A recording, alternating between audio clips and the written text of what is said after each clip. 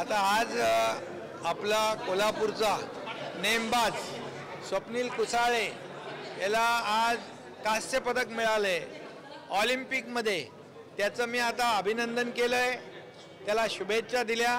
कोल्हापूरच्या आपल्या महाराष्ट्रातला स्वप्नील कुसाळे याला ऑलिम्पिकमध्ये कांस्य पदक मिळणं ही आपल्या दृष्टीने अभिमानाची बाब आहे।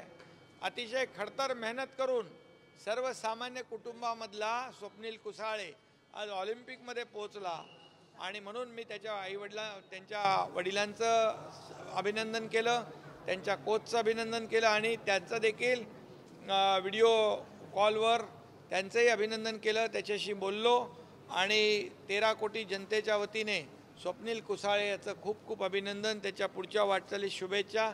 राज्य सरकारच्या वतीने 1 कोटी रुपये त्याला आपण बक्षीस देखील दिलं आहे आणि आल्यानंतर त्याचं सरकार शासनाच्या वतीने स्वागत करेल। पुढच्या त्याच्या ऑलिम्पिकच्या वाटचालीमध्ये त्याला पूर्णपणे राज्य शासन मदत करेल, सहकार्य करेल।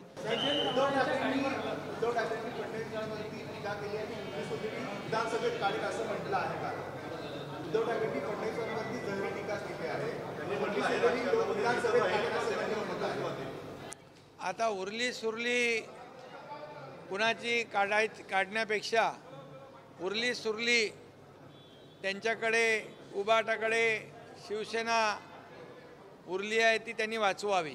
आणि दिल्ली खूप दूर आहे, दिल्ली बहुत दूर आहे, गल्लीमधून दिल्लीपर्यंत पोचायला खूप वेळ लागतो। त्यामुळे ज्या पद्धतीने त्यांनी आज देवेंद्रजींवर आगपाखड केलेली आहे याच्यातून ते किती गोंधळलेले आहेत आणि किती म्हणजे काय म्हणतो त्याला किती म्हणजे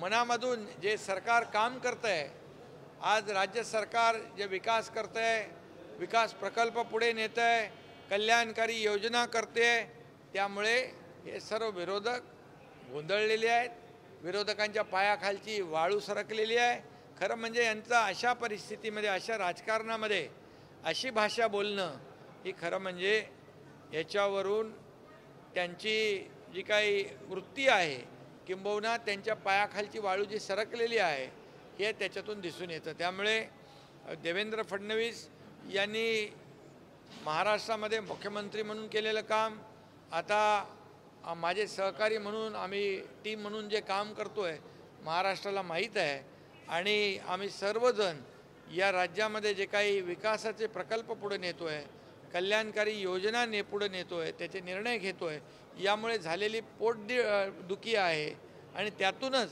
अशा प्रकारचं खालच्या पातळीवरचं वक्तव्य त्यांनी केलेलं आहे।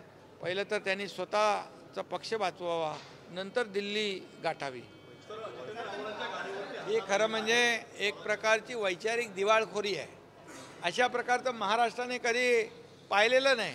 अशा प्रकारची खालच्या पातळीवरची टीका, तू मै हे महाराष्ट्राची परंपरा नाही आहे, महाराष्ट्राची एक संस्कृती आहे, हे पुरोगामी महाराष्ट्र आहे।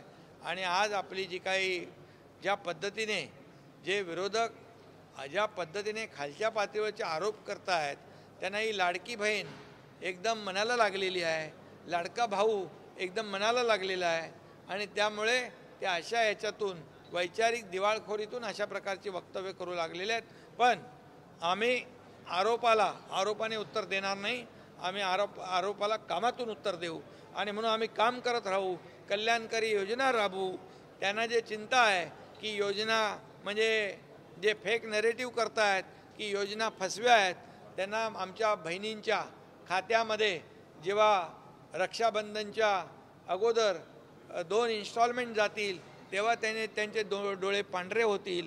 आणि म्हणून माझ्या बहिणींना देखील माझं सांगणं आहे, मी नेहमी सांगतो की या सावत्र भावांपासून सावध राहा, यांना पोटदुखी आहे, तुम्हाला मिळालेले पैसे त्यांना बघवत नाहीत, मिळणारे पैसे बघवत नाहीत, तुम्हाला सरकार तुमच्या पाठीशी उभं आहे, बहिणींच्या आणि भावांच्या।